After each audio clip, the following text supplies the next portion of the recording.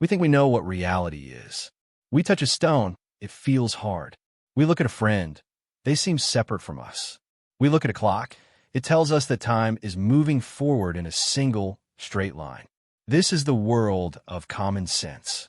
But for the last century, the greatest minds in physics have been shattering these assumptions, revealing a truth that most of us are too busy to hear. The world is not what it looks like. The walls around you, the floor beneath you, and even the body you inhabit are not solid in the way you imagine. At the subatomic level, they are vibrating fields of energy flashing in and out of existence. This realization, the death of materialism, has brought science to the doorstep of a 1,400-year-old revelation. In the Qur'an, we are told, "We will show them our signs in the horizons and within themselves until it becomes clear to them that it is the truth." Today, we look at those signs.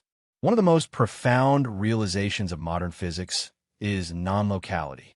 If you take two subatomic particles that were once together and move them to opposite sides of the universe, they remain connected. Change one, and the other changes instantly, faster than the speed of light. Albert Einstein famously struggled with this, calling our sense of separation an optical illusion of consciousness. He realized that space and time are not things we live in, but modes in which we think. Erwin Schrödinger, the father of quantum mechanics, went even further, stating that the total number of minds in the universe is one.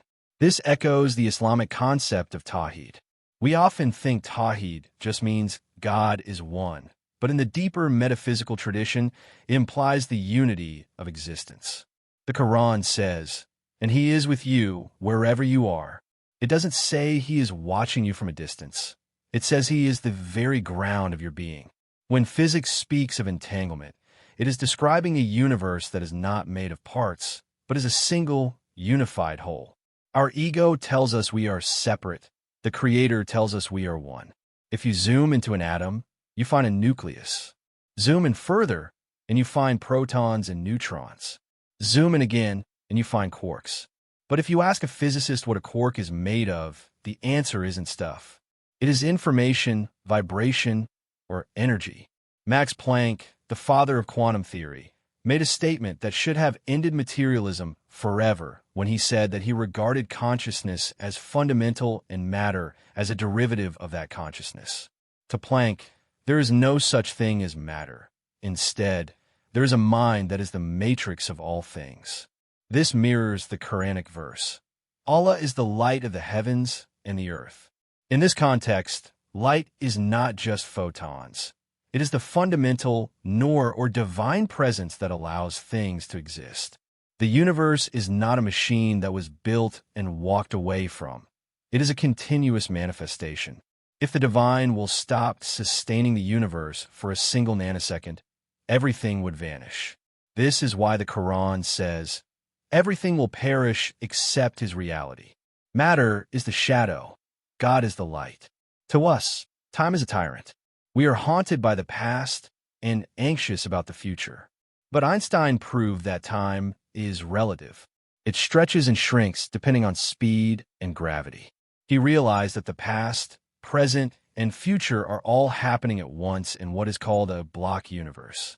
This is why the Qur'an often describes the events of the afterlife in the past tense. In Surah Az-Zumar, it says, "And the horn was blown, even though to us this has not yet occurred." To the Creator, who exists outside the dimension of time, the beginning and the end are a single now. The Qur'an says, "Indeed, a day with your Lord is like 1,000 years of what you count." In Islamic spirituality, the goal is to reach a state where you move from the horizontal time of the world to the vertical presence of the eternal. Where does your consciousness come from? Modern biology often claims that brains create thoughts, like a liver secretes bile. But Nikola Tesla famously said that his brain was only a receiver, and that in the universe, there's a core from which we obtain knowledge and strength. If you open a radio, you won't find the music inside. The radio is just hardware tuned to a frequency. If the radio breaks, the music doesn't die. It just has no way to manifest in that room. The Quran explains this through the concept of the ruh, or spirit. I breathed into him from my spirit. Your consciousness is not a product of meat and chemicals. It is a divine signal being received by the hardware of your brain. When you die, the radio breaks, but the soul returns to the broadcaster. This is why Islam emphasizes the heart as the antenna of the soul. We are often told that science and religion are at war. But look at the people who actually did the science. Werner Heisenberg, who mapped the subatomic world, famously said, "The first gulp from the glass of natural sciences will turn you into an atheist, but at the bottom of the glass, God is waiting." Heisenberg understood that as you go deeper into the how of the universe, you are inevitably confronted with the who. In Islam, there is no secular science. Studying the stars, the atoms, or the human embryo is an act of worship. The Qur'an says, "Only those who have knowledge truly fear Allah." True knowledge doesn't make you arrogant. It makes you bow. It makes you realize that the more you learn, the more you see the infinite complexity of the story being told. Science is simply the human attempt to read the signs of the author. Modern physics is not creating a new reality. It is finally developing the tools to see the true reality.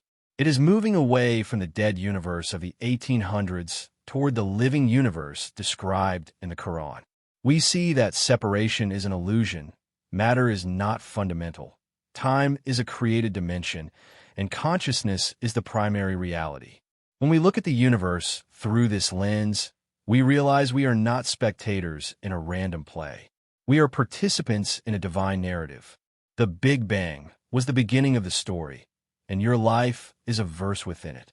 As we reach the end of our current scientific glass, we find that the mystics and the prophets were already there, waiting for us. We realize that the quest for the theory of everything is, in fact, the quest for the one. Indeed, to Allah all matters return.